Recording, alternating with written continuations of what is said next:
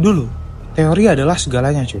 Kita diajarin nih untuk hafal rumus, pahami konsep, patuhi sistem. Itu dianggap sebagai fondasi berpikir. Tapi Gen Z hidup di dunia yang sangat berbeda. Dunia yang cepat, penuh dengan visual, dan padat dengan informasi. Teori itu terlalu lambat buat mereka gitu. Mereka butuh hasil cepat, feedback cepat, dan pemahaman instan. Makanya, ketika dikasih konsep panjang lebar, respon mereka cuma, jadi ini gunanya apa? Gen Z itu bukan generasi pemalas. Mereka cuma nggak cocok dengan cara lama menyampaikan ide. Mereka butuh bukti nih, bukti langsung, bukan janji jangka panjang. Mereka mau ngerti kenapa ini penting buat hidup gua. Tapi mungkin bukan teorinya yang salah. Mungkin cara kita menyampaikan teori yang udah ketinggalan zaman. Sekarang pertanyaannya nih, gimana caranya masukin teori ke kepala yang udah penuh sama scrolling culture?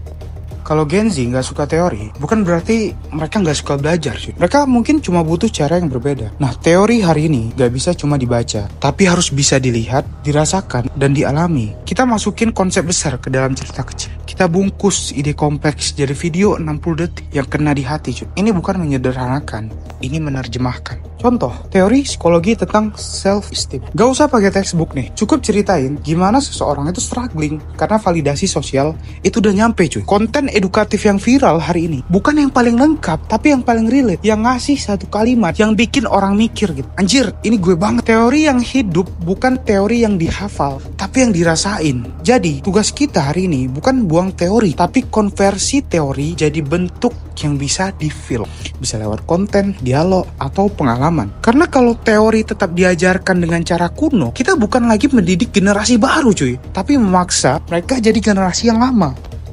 Dulu orang sukses karena hafal teori cuy. Sekarang orang bisa viral, dapat uang, bahkan dihormati cuma modal satu video lucu doang kan. Jadi buat apa kita belajar teori panjang-panjang? Teori itu penting. Dalam psikologi ada istilah nih, theoretical mindset. Cara berpikir yang berbasis konsep, struktur, dan pengetahuan jangka panjang. Ini yang bikin seseorang bisa berpikir sistematis, bikin strategi, dan memprediksi masa depan. Dulu, sistem pendidikan, dunia kerja, bahkan bisnis, semua dibangun dengan landasan teori. Karena teori sama dengan kerangka berpikir. Tapi sekarang, ada yang berubah drastis. Gen Z lahir di era internet, 1997 sampai 2012.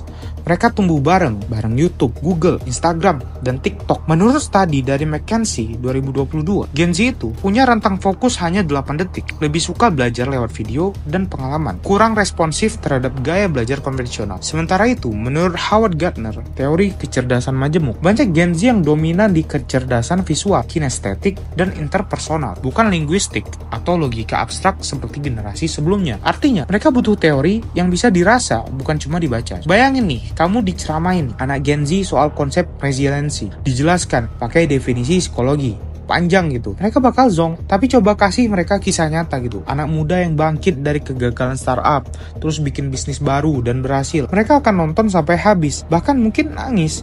Jadi masalahnya bukan di teori, tapi di cara menyampaikan kita hidup di dunia ini gitu. Dunia orang tua kita itu butuh validasi lewat gelar dan teori. Dunia kita hari ini itu butuh impact cepat dan makna instan. Dan satu-satunya jembatan antara teori dan zaman sekarang adalah adaptasi. Inilah konsep praktikal teori. Teori yang disampaikan lewat pengalaman nyata, visual, analogi, dan cerita. Neuroscience itu membuktikan otak manusia itu lebih mudah menyimpan informasi yang dikaitkan dengan emosi, bukan hafalan. Teori ekonomi mikro itu bisa dijelaskan lewat game jual beli barang di marketplace. Teori psikologi locus of control itu bisa dibikin jadi konten cerita orang yang nyalahin hidupnya terus-menerus sampai akhirnya dia sadar dan ambil tanggung jawab. Bahkan Elon Musk itu pernah bilang gitu, don't just give people theory, let them build things gitu. Nah, kenapa konten edukasi di TikTok itu bisa viral? Karena mereka ngasih satu insight kecil gitu yang langsung ngena. Bukan karena penjelasannya lengkap, tapi karena relate aja gitu, simple dan emosional. Seorang guru itu bisa ceramah 2 jam tanpa henti, tapi satu kalimat dari video 15 detik itu bisa lebih nyangkut di otaknya. Gen Z itu bukan generasi pemalas. Mereka tuh cuma generasi yang hidup dengan cara belajar yang berbeda. Mereka butuh teori, tapi mereka butuh teori yang mengalir dalam hidup, bukan cuma di buku. Kalau kamu pendidik, konten kreator, atau bahkan orang tua, mungkin udah waktunya kita berhenti ngotot ngajarin pakai cara lama.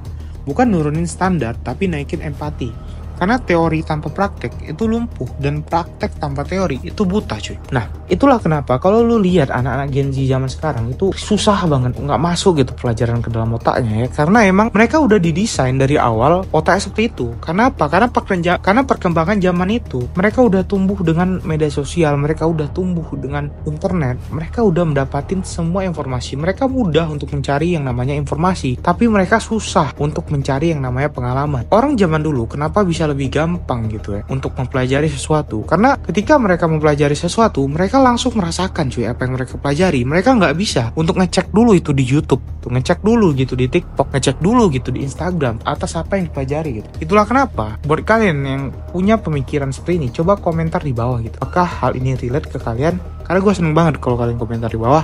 And see you on top. Bye bye.